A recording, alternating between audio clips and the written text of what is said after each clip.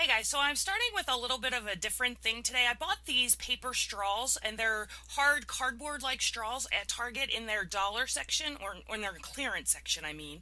And I wanted to see if I could figure out a way to use them as an embellishment on a layout. I believe I saw Christina Werner do this on a card that she made. It's not my idea by any means.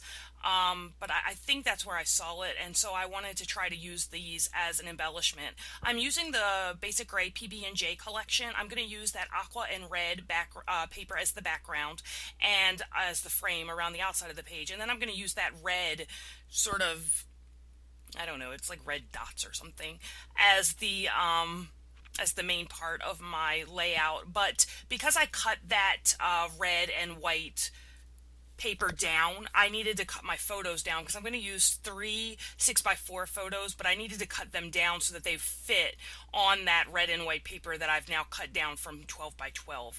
And I'm going to mat the photos on this aqua tone-on-tone chevron. And because I'm worried about space, I'm not leaving a lot of space, just a sliver of space in between each photo. And then I'm just going to mat those. When you're using these three photos like that, it takes up a lot of room on your layout. So it works out quite well. Of course, I'm going to run out of adhesive here. That always happens. So, just going to adhere my pattern paper to my background paper and then my matted photos. And these are some, I'm going to play with these cards a little bit, and then I'm actually not going to use them. I'm actually going to get a scrap of red paper. I needed something that was going to contrast between the background paper, and I really wanted to use that PB&J alphabet. It's kind of a fun layout. They're doing,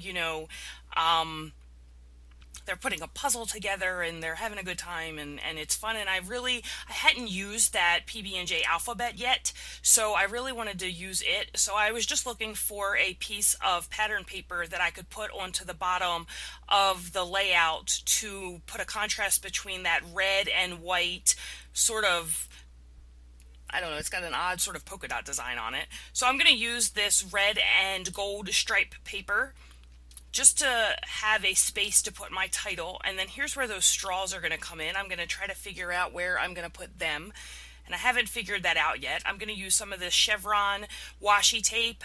It's in gold. It doesn't show up very well on the camera. And then I'm going to play around with where I'm going to add my title, and I'm actually going to use the wax paper this time to see if I can get the positioning of my letters where I want them.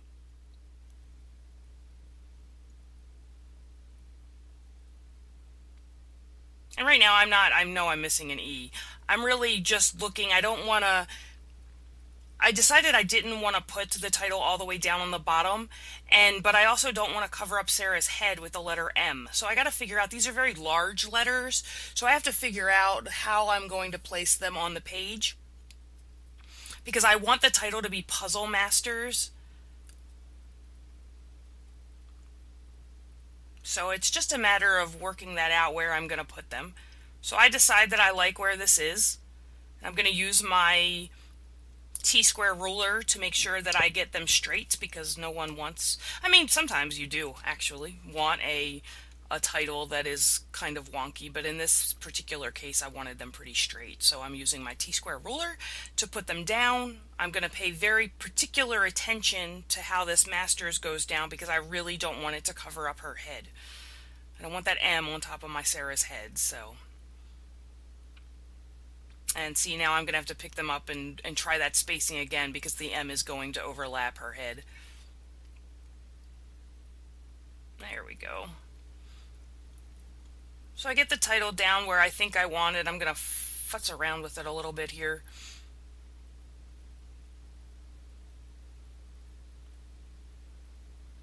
And then I decided that I wanted instead of pulling the cutouts of the E's and the P, I wanted the cutouts in there, so I just pulled them off the sticker sheet and placed them where they belonged.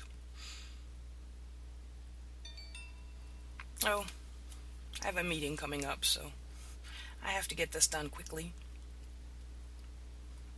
Still trying to figure out if I want to use that tag there, and I actually decide against it, but I decide that I'm going to use this straw here to make it so that my title isn't floating. So I'm just going to put that down with some quick dry adhesive, and I'm going to put a little piece up here in this sort of negative space of this photograph to kind of add it in two spots so it doesn't look like it was an afterthought. And I'm just going to let them sit there and dry. And I hope I'm not going to make you sit there and watch them. No, the whole time. I was like, no, we're not going to do that, are we? And now what I'm doing is I'm looking for some blue and some red ink that's going to match those background papers that I chose, because I'm going to use this puzzle card that I've had for quite some time. Okay, where did I go? I'm looking for ink is what I'm doing.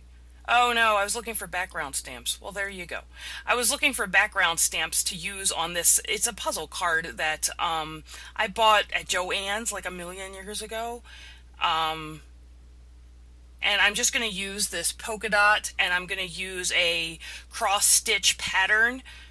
And I'm just going to put a pattern on each of these puzzle pieces in both the red and the blue that's being used in the layout.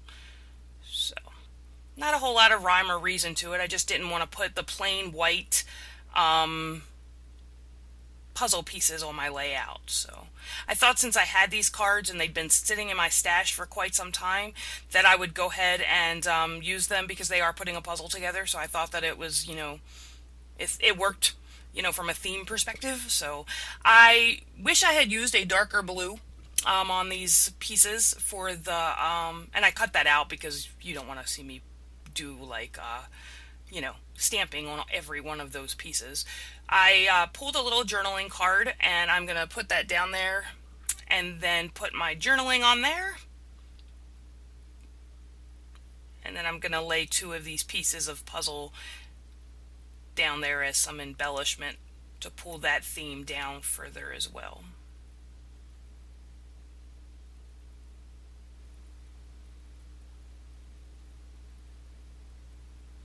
There we go. And I'm going to cut off the excess of these straws now that the adhesive is dry. And I added a little bit more of that gold washi tape to the upper left hand and the lower right hand corner, just to make it appear more places than just that one place. And then I'm going to adhere these puzzle pieces down up in this upper right hand corner, and I'm going to put some of them up on dimensional adhesive, and some of them I'm going to just put flat down on the page. I'm just trying to arrange them so that the colors sort of aren't next to each other. Like I really wanted. It turns out that they are next to each other. It just didn't work out the way I wanted it to, but it looks fine in the end. I thought it was a good way to use these puzzle pieces up, because they, like I said, I think I bought them when I first started scrapbooking. It's been quite some time. So again, just putting some of them up on dimensional adhesive to give the layout some dimension, and then some of them straight down on the page. And you know me and my dimensional adhesive, it's got to be everywhere, so.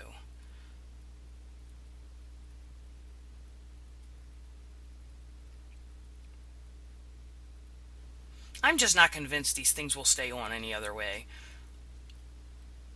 or they won't get smashed in my scrapbook. These are chipboard, so they probably would have been fine, but then I'm scared they're just gonna fall off. Oh.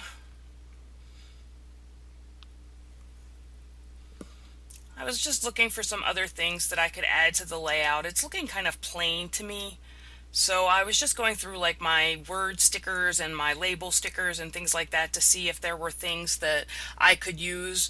I'm going to cut this piece out here, and I'm actually not going to, I'm going to end up not using it. So I just used some temporary adhesive to put it back down there. I put that little round sticker on there that says sweet, and I'm actually going to use it to write the date on. And I'm going to go through this whole process of trying to find things to put on this page. And I'm actually not going to end up using any of it. I either didn't like the color, I didn't like the sentiment, or I couldn't come up with something that I really, really wanted. So, sometimes that happens. So I'm going to do my journaling here on the bottom of the page, and I think that's going to wrap it up. And here's a look at the final product. So I hope you enjoyed. I hope you guys are having a good day. If any questions or comments, leave them below, and I will talk to you all next time. Thanks for watching.